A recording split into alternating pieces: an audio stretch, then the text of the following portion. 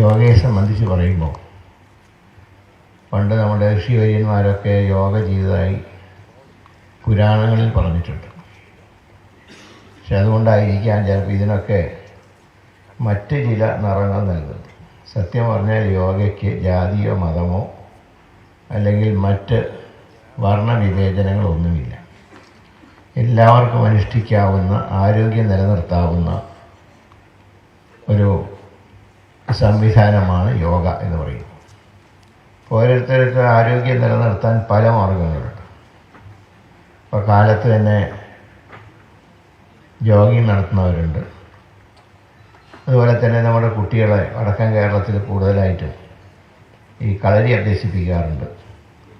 ഇതെല്ലാം ആരോഗ്യം പ്രദാനം ചെയ്യാനുള്ള വിവിധ മാർഗങ്ങളാണ്. പ്രത്യേകിച്ച് നമുക്കറിയാം ഇന്നത്തെ ഒരു കാലഘട്ടം എന്ന് പറയുന്നത് വാട്സപ്പും യൂട്യൂബിൻ്റെ ഒക്കെ കാലമാണ്. ഇപ്പോൾ വ്യായാമത്തിനല്ല പ്രാധാന്യം കൊടുക്കാറുള്ളത്, യൂട്യൂബ് നോക്കാനും അതുപോലെ തന്നെ സോഷ്യൽ മീഡിയ,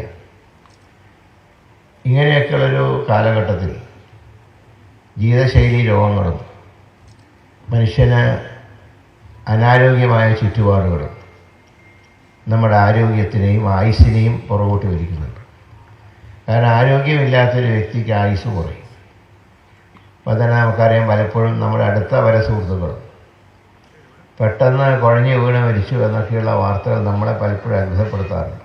ഒരുപക്ഷെ കണ്ട് ഫോണിൽ സംസാരിച്ച് ഫോൺ വെച്ച് 10 മിനിറ്റ് കഴിയുമ്പോഴാണ് നമ്മളോട് സംസാരിച്ച വ്യക്തി കുഴഞ്ഞു വീണ് മരിച്ചു എന്നുള്ള വാർത്ത നമ്മളെ തന്നെ ഒരുപക്ഷെ അത്ഭുതപ്പെടുത്തും.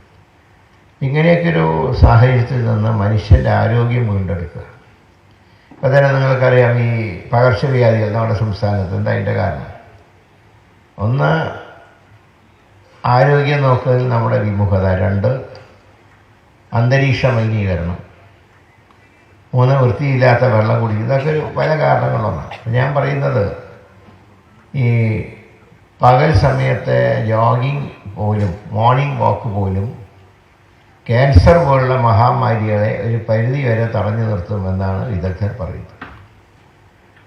കാരണം നമ്മൾ കഴിക്കുന്ന ഭക്ഷണം, ഈ ക്യാൻസറിനെ കുറിച്ച് പറയുമ്പോൾ പലരും ചോദിക്കാറുണ്ട്, അതേപോലെ സ്ട്രിക്റ്റ് വെജിറ്റേറിയനാണല്ലോ, നോൺ വെജ് ഒന്നും കഴിക്കാറില്ല, പിന്നെ എങ്ങനെ അദ്ദേഹത്തിന് വന്നു? വരാൻ കാരണം നമ്മൾ കഴിക്കുന്ന വെജിറ്റേറിയൻ അങ്ങനെയാണ്.